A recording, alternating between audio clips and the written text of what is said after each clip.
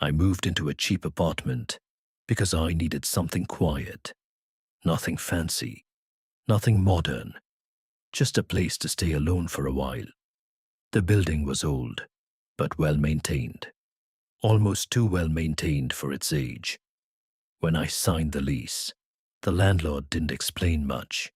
He just handed me the keys and said one thing: if anything breaks, write it in the logbook downstairs.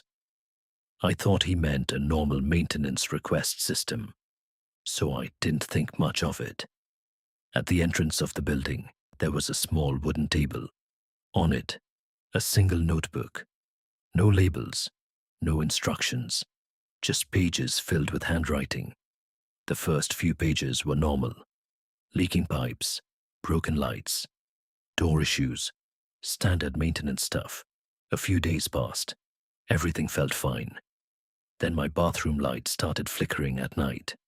Not fully broken, just unstable. So I wrote in the logbook: bathroom light flickers. Apartment 3B. I expected a call, or a visit, or at least a delay. But the next day, it was fixed, completely. No questions, no paperwork. No one knocked, just fixed. That should have been reassuring. But instead, it felt strange, like someone had been inside my apartment while I wasn't there. Still, I ignored it. People fix things quickly sometimes. Maybe it was normal here. But then the nights started changing.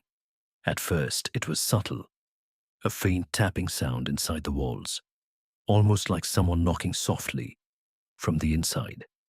It always started at the same time, 2:43 a.m. At first, I thought it was plumbing, old pipes, building noise, but it kept happening every night. Same rhythm, same timing, like it was intentional. So I finally wrote it in the logbook: tapping noise inside walls. Happens nightly at 2:43 a.m. The next night, there was silence. No tapping, no noise, nothing. I actually felt relieved for the first time in days. But around 3 a.m., I realized something was wrong, because silence wasn't silence anymore. It felt occupied. Then I heard it, not tapping this time, breathing, slow, steady, controlled, coming from the wall behind my bed. I froze completely. I didn't move for almost a minute. Then I slowly pressed my ear against the wall, and instantly, the breathing stopped, like whatever was there noticed me noticing it. The next morning, I went downstairs immediately. I opened the logbook again. My entry was still there, but something new had been written underneath it. Same handwriting, but darker, less controlled. It said, "Issue resolved." I stared at it for a moment, confused. Then I read the next line: "He noticed you listening." My stomach dropped instantly. I flipped back through older pages for the first time. At first, everything looked normal. Maintenance reports, repairs, requests.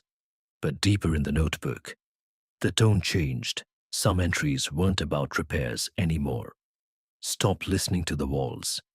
He reacts to attention. Don't write about 3B at night. My hands started shaking, because I realized something horrifying. I wasn't the first person in this apartment, and I wasn't the first person to hear it either. I closed the logbook immediately and went back upstairs.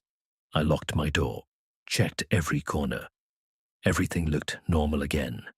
Too normal. I sat on my bed, trying to convince myself it was all in my head. Old building, stress, lack of sleep. But then I saw something I hadn't noticed before. On the wall near my bed, a faint square outline, like a hidden panel, almost invisible unless you were looking for it. I stood up slowly and walked toward it. My heart was already racing.